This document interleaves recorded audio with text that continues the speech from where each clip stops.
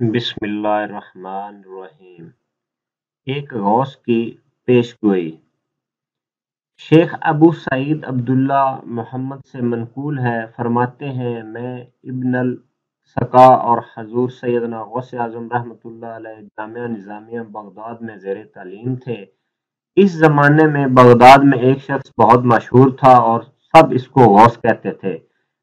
वो जब चाहता ज़ाहिर हो जाता और जब चाहता गायब हो जाता था। एक रोज हम तीनों दोस्तों ने इस बात का इरादा किया कि इनसे मिला जाए।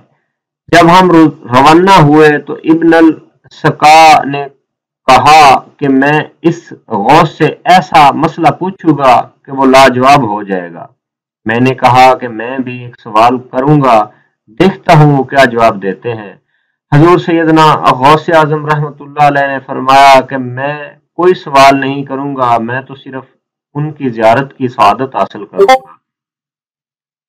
शेख अबू सईद अब्दुल्ला मोहम्मद फरमाते हैं जब हम वहां पहुंचे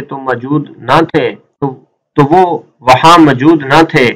थोड़ी देर बाद वो ज़ाहिर हुए और इब्न अल सका से कहने लगे, ए इब्न अल सका, तुझ पर सद अफसोस है कि तू मुझसे ऐसा सवाल पूछना चाहता था जिससे तू मुझे लाजवाब कर दे।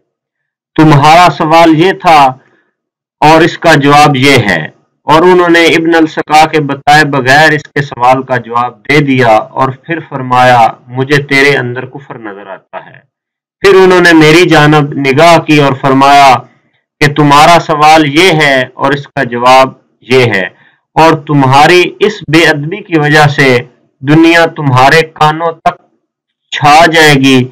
फिर वो हजूर सैयदना गौसे आजम रहमतुल्लाह अलैह की जानब मुतवज्जो हुए और इनको अपने पास बुलाकर बिठाया और इनके साथ नहायत इज़्ज़त-ओ-एहतराम से पेश आए और फरमाया, ए अब्दुल कादिर रज़ी अल्लाह ताला अन्हो, तूने अपने अदब की बदौलत अल्लाह और इसके रसूल सल्लल्लाहु अलैहि वसल्लम को राजी कर लिया। तुम अनकरीब एक मिंबर पर बैठोगे और सारा बगदाद तुम्हारी बात सुनेगा। तुम ऐलान करोगे कि हर वली की गर्दन पर मेरा कदम है और मुझे नजर आ रहा है कि तुम वली अल्लाह तुम्हारी इस बात पर अपना सर कि तमाम वली अल्लाह तुम्हारी इस बात पर अपना सर झुका देंगे।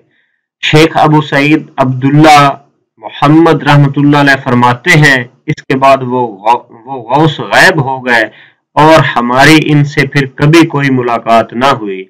इस वक्त हजूर सैयदना गौसे आजम रहमतुल्लाह अलैह मिंबर वलायत पर बैठे और आप रहमतुल्लाह अलैह ने ऐलान किया कि तमाम औलिया की गर्दनों पर मेरा पांव है। हक पाए तो बूद रोशनी अहले नजर, दिदायरा बख्शिया हजरत गौसल सकलैन।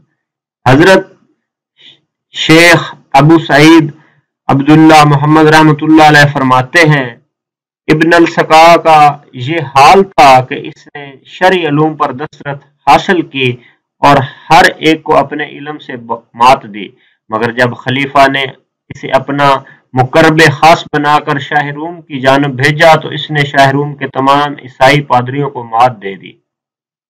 शाह रूम ने इसकी निहायत इज्जत की और इसे अपना मुकर्रब खास बना लिया। वहां इब्न अल सका की एक लड़की पर फरिश्ता हुआ और इसने शाहरूम से इसका रिश्ता मांगा। शाहरूम ने कहा कि इसका रिश्ता मैं एक शर्त पर दूंगा, जब तू ईसाई होगा। इब्न अल सका ने इस लड़की से शादी की गरज से ईसाई मजहब इख्तियार कर लिया। जब मुझे इल्म हुआ तो मुझे उन गौस का कौल याद आ गया।